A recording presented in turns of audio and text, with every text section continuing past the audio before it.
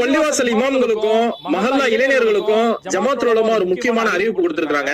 அதனால இந்த வீடியோவை அதிகமா ஷேர் பண்ணுங்க. தமிழ்நாடு ஜமாத்துல் உலமா சபை நேற்று ஒரு அறிவிப்பை வெளியிட்டிருக்கிறது.